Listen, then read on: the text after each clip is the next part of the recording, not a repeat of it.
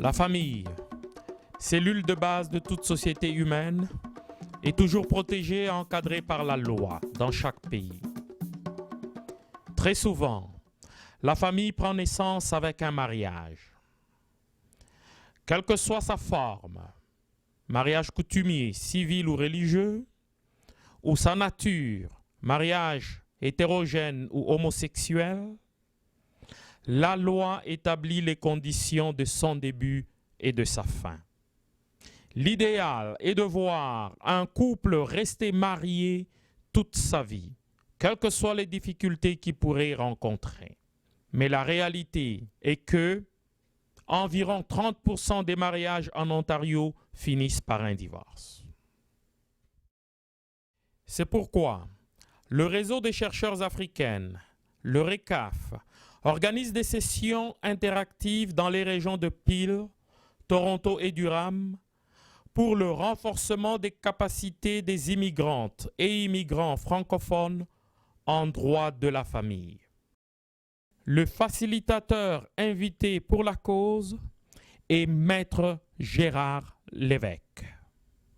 Avocat et notaire depuis 1988, Maître Gérard Lévesque a assumé durant une décennie la direction générale de l'Association des juristes d'expression française de l'Ontario. Maître Gérard, quel est le meilleur scénario d'un divorce ou d'une séparation? Tout ce qu'on peut décider nous-mêmes, à l'amiable, entre conjoints, c'est à notre avantage. Parce que là, le compromis qu'on a fait pour s'entendre à l'amiable sur une question ou l'autre, c'est absolument pas ce qu'on voulait en premier, mais c'est un compromis avec lequel on peut vivre.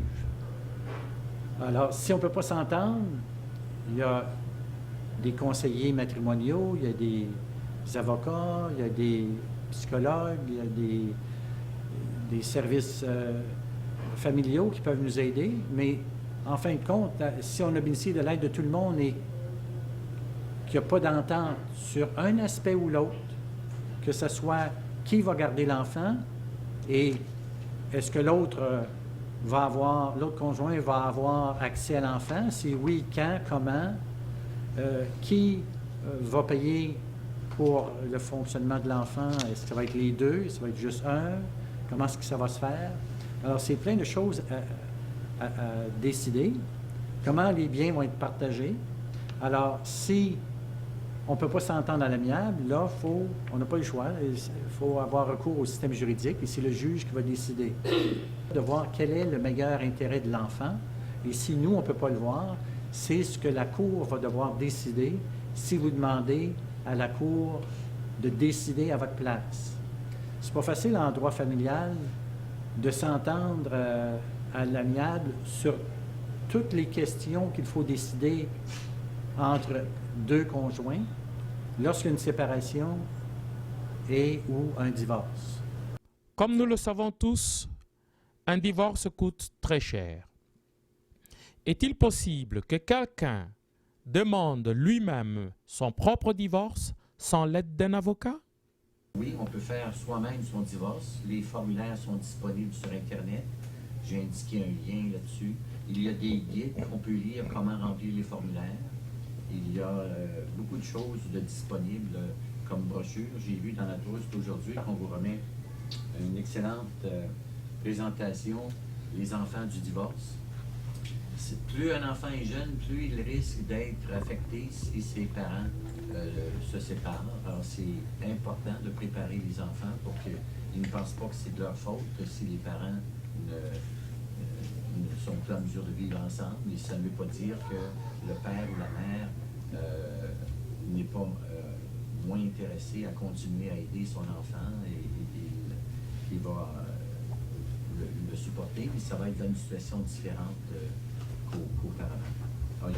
Même lorsqu'on fait une requête conjointe en divorce, les parties sont habituellement représentées par un avocat indépendant pour qu'il puisse avoir un avis juridique indépendant. Si une partie n'a pas eu un avis juridique indépendant, ça l'évite par après que cette partie-là dise qu'elle prenne la position qu'elle n'est plus liée à l'accord qu'elle a signé parce qu'elle n'avait pas, avant de le signer, obtenu un avis juridique indépendant. En Ontario, vous pouvez voir ça ici, les frais judiciaires pour obtenir un divorce, ça s'élève à 447 $. Ça, l'avocat n'a rien dans ça. Ça, c'est le gouvernement qui prend le 447 $. Et voici comment il est distribué. La première somme de 167, c'est lors du dépôt de la requête en divorce. On peut faire une requête en divorce seulement une partie contre l'autre, ça veut dire que l'autre va répondre, ou on peut faire une requête conjointe en divorce. C'est ce qui coûte moins cher en temps et en argent, une requête conjointe en divorce, parce que ça monte tout de suite au tribunal, la chicane est finie, les deux sont d'accord pour avoir le prononcé d'un divorce, et ils ont tous tout réglé les autres questions avant le divorce. Ils ont réglé ça à l'amiable. Alors ici, de 167, 157 $ va au gouvernement de l'Ontario et 10 $ va au fédéral parce que, comme j'ai mentionné, le divorce est de compétence fédérale. Alors, le 10 $ va servir à faire vérifier par le ministère de la Justice si un ou l'autre des deux conjoints a déjà demandé un divorce dans une autre juridiction, en Ontario ou dans une autre province, parce qu'on ne veut pas être pris avec deux dossiers contradictoires. Et la deuxième étape, quand on revient au tribunal pour déposer une déclaration assermentée en appui de chacun des deux parties, en appui à la requête en divorce, il faut déposer un autre 280 $, ce qui fait le 447. Et à ce moment-là, le dossier est envoyé à un juge s'il n'y a pas de contestation. Si c'est une requête où les deux parties s'entendent puis les informations concordent, les deux parties n'auront même pas besoin de se présenter au tribunal. Ça va tout être signé par eux, mais déposé en leur nom par les avocats. Puis, ça va être signé par le greffier. Mais dès qu'il y a quelque chose où les parties ne s'entendent pas et qu'il faut aller devant le juge, bien, c'est là qu'il va falloir prévoir une audience. Des gens qui sont sur la sécurité de la vieillesse. Et comment ils peuvent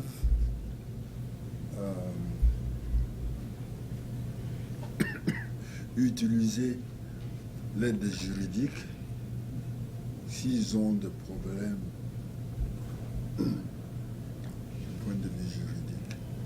Parce que pour le moment, on entre dans cette catégorie à 65 ans. Mais je sais qu'il y a une loi qui a voulu augmenter à 67 ans pour entrer dans cette catégorie. Du gouvernement fédéral. Oui, ils en parlent parce que moi je suis déjà dans cette catégorie. Je vais avoir 74 ans. Non. Même si vous n'avez pas droit à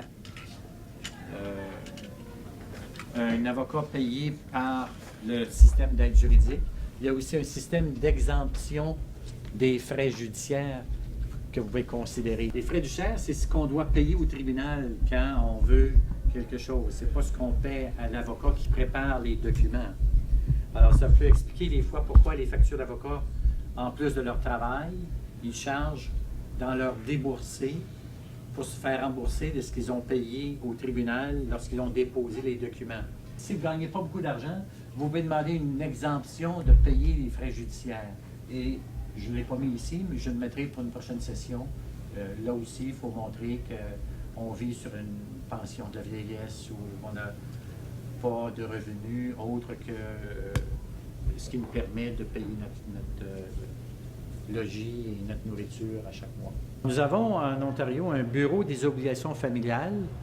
L'abréviation, c'est BOF. Alors, c'est facile à s'en souvenir, BOF. Vous avez accès à leur site Internet là.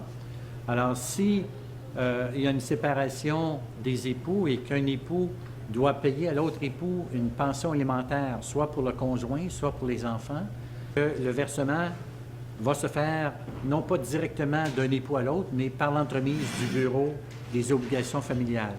Est-ce qu'une personne peut entrer juste sur le site, télécharger les formulaires, les compléter puis les envoyer? On peut le faire soi-même, mais c'est tout le temps mieux d'être consulté par quelqu'un qui a de l'expérience dans ça.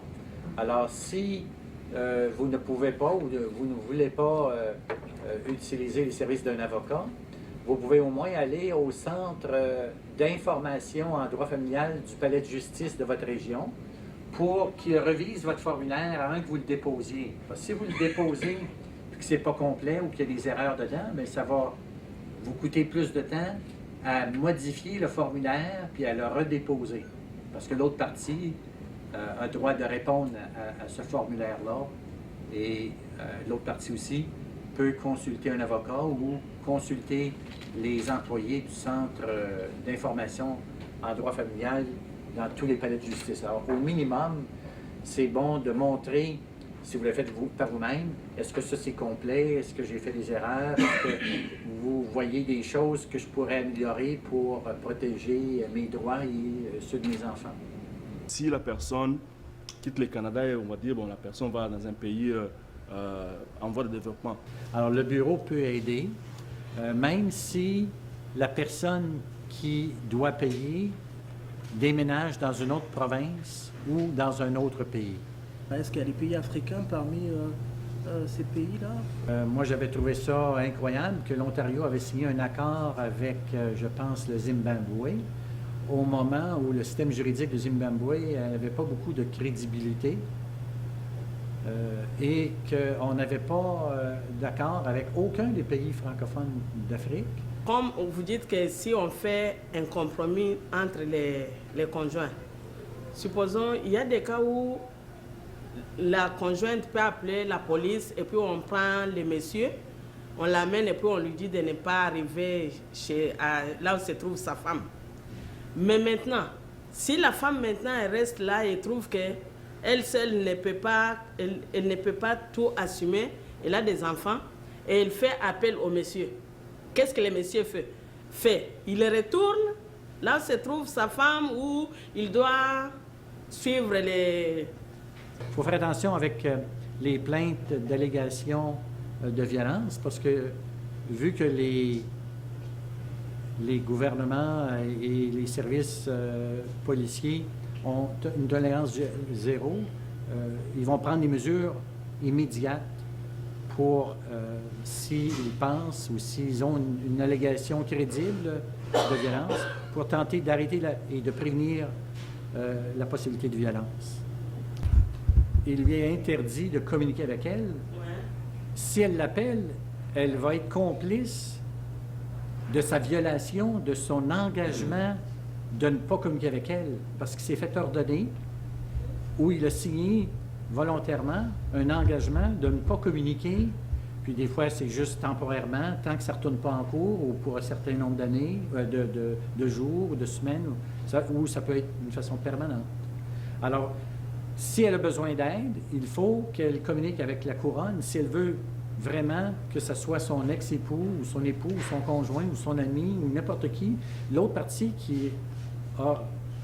contre qui il y a cette ordonnance-là, bien, si elle pense que c'est cette personne-là absolument qui doit lui aider, qui peut lui aider, bien, elle doit passer par la couronne pour demander une variation, un changement de l'ordonnance. Sinon, lui peut être mis immédiatement en prison et avoir à passer devant le juge et tenter de négocier une libération conditionnelle avant un autre procès où là, il serait accusé d'avoir violé son engagement ou l'ordonnance de ne pas communiquer. Dans la plupart des cas de divorce, c'est une longue procédure. Dès qu'une partie n'est pas d'accord, ça va prendre beaucoup plus de temps parce qu'avant que la Cour décide, il faut qu'elle connaisse tous les arguments d'une partie, tous les arguments de l'autre, et les deux parties ont le droit de répondre à l'autre partie. Alors, ça prend du temps, ça, et surtout de déposer là où les preuves qui les appuient. C'est un avantage tout le temps de pouvoir s'entendre à l'amiable si on peut. Encore là, je disais au début de la session aujourd'hui que quand on s'entend, ce n'est pas notre position première, mais c'est une position avec laquelle on peut vivre. Que dire des mariages coutumiers, traditionnels ou religieux célébrés dans d'autres pays? En immigrant ici, une fois que ce mariage s'est dissous, est-ce qu'ils peuvent se présenter devant la justice canadienne pour statuer si ils ont été bel et bien mariés sous ce statut de mariage coutumier ou religieux? Ce que vous mentionnez, c'est il peut y avoir des cérémonies dans d'autres pays qui pourraient ne pas rencontrer les critères, soit des cérémonies civiles ou religieuses, qui pourraient peut-être ne pas rencontrer les critères pour un mariage ou pour un divorce ici. Ça serait à expliquer devant le tribunal pour voir quelle est la situation. Il y a des situations assez compliquées dans certains pays ou dans certaines religions. Sont acceptées des choses qui ne sont pas selon les valeurs de la société canadienne. Prenons par exemple la situation de l'Église, je pense, des Mormons, Jésus-Christ des derniers jours, des choses comme ça, dont je ne sais pas si c'est toute cette religion-là ou juste une certaine secte. Bien, ils peuvent avoir le nombre de femmes qu'ils désirent, je pense. Il y a eu quelques cas de cours, entre autres en Colombie-Britannique, pour une secte qui se revendiquait de cette religion-là, sous le nom de Bountiful, où les enfants étaient mariés en très bas âge. Il n'y avait pas de limite pour les hommes pour avoir un nombre d'épouses. Ça créait beaucoup de problèmes parce que des fois, c'était pas évident qui était le père de tel enfant. Ça faisait des fois, je pense que le grand responsable de cette section-là avait un nombre incroyable d'enfants, 70, quelque chose comme ça. Alors, ça causait bien des problèmes. Comment est-ce que l'Agence du revenu du Canada peut calculer si les déductions qu'ils admettent pour les dépenses pour les enfants sont légitimes dans un cas comme ça, par exemple? Alors, ça avait des conséquences non seulement pour le noyau familial, mais aussi pour la société en général. Alors, c'est des cas qui doivent être regardés cas par cas, mais le Parlement canadien a passé encore une loi, ou je ne sais pas si c'est passé en troisième lecture, je pense que oui, il y a quelques mois, où même dans le titre de la loi, le gouvernement s'est permis de passer un jugement en disant, en faisant référence à des pratiques barbares. C'est allé un peu loin pour mettre ça dans le titre d'une loi, mais il y a des pratiques, des coutumes acceptables ou acceptées dans d'autres pays qui ne sont pas acceptées ici. Et ça fait une situation qui n'est pas toujours facile à manœuvrer parce que là, c'est pas toujours deux ressortissants du même pays qui vont saisir le tribunal d'ici de cette situation-là. Des fois, ça peut être un mariage d'une personne qui vient d'un de ces pays-là avec une autre personne qui vient d'ici ou qui vient d'un autre pays avec d'autres traditions, et ainsi de suite. Mais chaque situation doit être regardée. Mais en général, ici, les mariages sont reconnus par la société canadienne, soit les mariages civils ou les mariages religieux. Mais dans les deux cas, tant la société que la religion ont des obligations.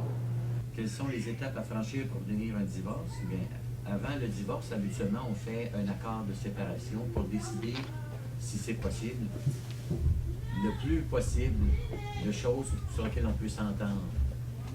Comme les deux parents sont responsables des frais de l'enfant, bien, c'est à décider dans quelle mesure ils vont contribuer dorénavant à élever les enfants et à financer leurs besoins.